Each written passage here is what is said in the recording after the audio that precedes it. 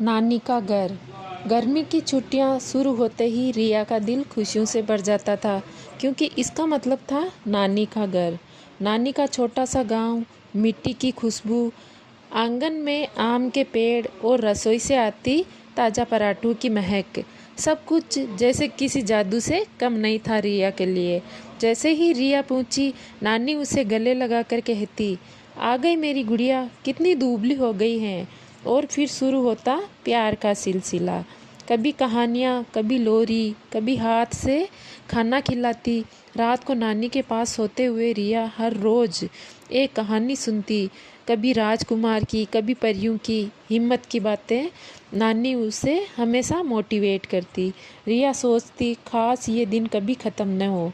लेकिन समय कब रुकता है।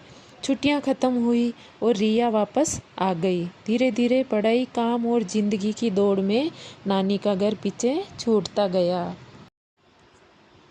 फ़ोन पर बातें कम होती गई और फिर एक दिन एक खबर आई कि नानी इस दुनिया में नहीं रही। वो दौड़ी दौड़ी गांव पहुंची, लेकिन इस बार नानी दरवाजे पर नहीं खड़ी थी। आंगन वही था, वही आम का पेड़ था, पर अब वहाँ वो हंसी, वो आवाज़ कुछ भी नहीं थी। रिया चुपचाप नानी के कमरे में गई। एक कोने में रखा था उसका एक पुराना खिलौना और एक डिब्बा जिसमें नानी ने उसके लिए चिट्ठियाँ रखी थी।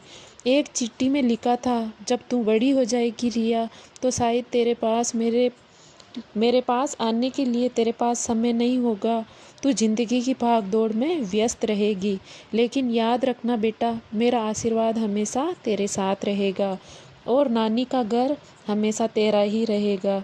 रिया रो पड़ी। तब उसे समझ आया कि नानी का घर सिर्फ एक जगह नहीं था, वो एक एहसास था जो हमेशा उसके दिल में रहेगा। अगर आप भी आपकी नानी से प्यार करते हैं तो कमेंट में लव यू नानी ज़रूर लिखें।